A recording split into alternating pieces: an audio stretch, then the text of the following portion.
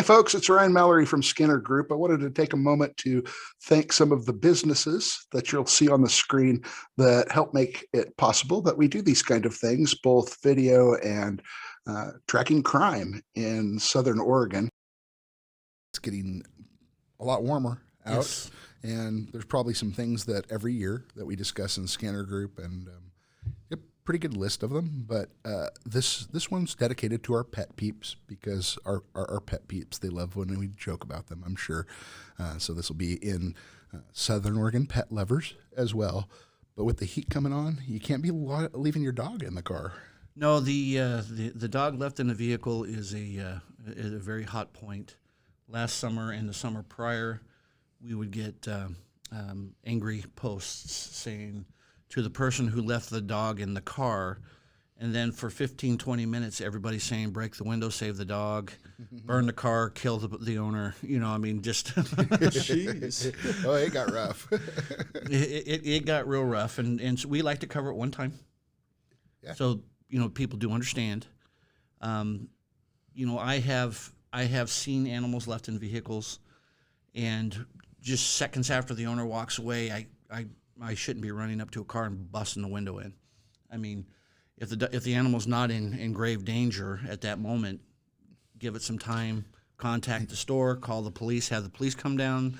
I mean, there's a lot of things that you can do. I think it's just better that the police make that decision, unless the dog is obviously panting and falling over. Then you got to make your own call there, but it is your own call. Also, big thing is I know that gets a lot of overreaction sometimes, even though it's not necessary. So, like, a buddy of mine was at a store. He had a dog in the car, and he left to go inside. But his car, it's a BMW, so it has controlled AC, even when the car's off, if you want it to be on. Yeah. He always sets that whenever he has his dog in the car. And he came back to his car, and there were like 6 people standing around his car, like, why'd you lock a dog in your car? And he was like, it's got AC going right now. It's just off. So, yeah. New technology. Yeah. You never know what's going on. Kill the owners a little extreme. You ought to know what's going on before you make any big moves. And you know what bothers me? That somebody leaving a dog in the car and it dies, or gets really sick. That bothers me. Yeah. But every year you hear someplace about a baby being because people get busy and they forget. And we were talking about that in our family, and the ladies in our family were talking about some of the solutions that their friends used, and one lady would take her left shoe off and put it with the baby, because she knew when she got out, she's going to be like, I don't have both of my shoes on. I better get the baby. Mm-hmm. Sounds like a good plan. I mean, if you're driving with a clutch, maybe that's not the safest thing to do. I don't know. And if you don't like that one, another woman always put her purse with the baby, because she can't pay for anything or do anything. You're not going to get out and run in a store. And, most women have a wallet or a purse or something, and so do guys, a wallet. Mm-hmm. If I put my wallet by the baby, I always have my wallet. I always need to be able to either pay for something or have my driver's license on me and that kind of stuff. And concealed carry, you got to have the license on you if you're going to carry, right? Exactly. Or even to more of the extreme, you could even use your phone in that instance. And realistically, nowadays, no one will forget their phone. So nobody will give their phone up over a baby. Well, I know that there's a lot of you out there going, how is that possible?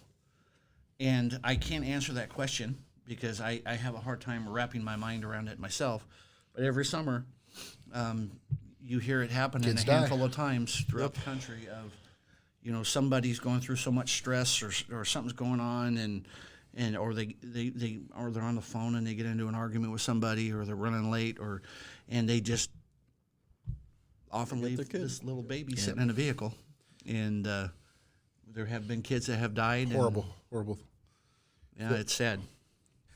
Other things during the heat is keeping hydrated. If you're out walking, hiking, whatever you're doing, once the temperature gets over 85, or it gets sometimes 110 here, you better have some liquids in you.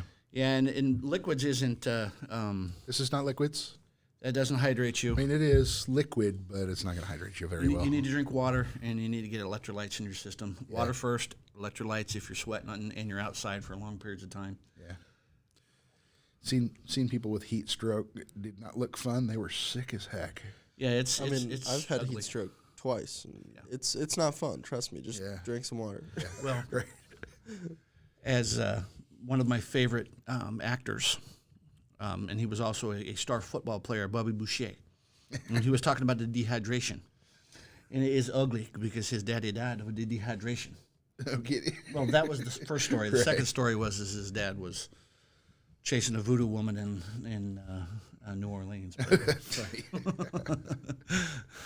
So the other thing is when it gets super hot and the pavement and the sidewalk is hot, you can't be taking your doggy for a walk on it in the afternoon. That's a morning or late evening after it cools off thing because it burns the hell out of their feet. Morning and evening, and leave your animals at home. Yeah. Seriously, bring them in, give them water, leave them at home.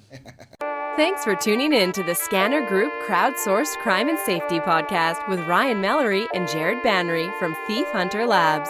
Make sure to subscribe today for notifications about the next show. Visit us at www.thiefhunterlabs.com or on Facebook as Thief Hunter Labs in the search bar.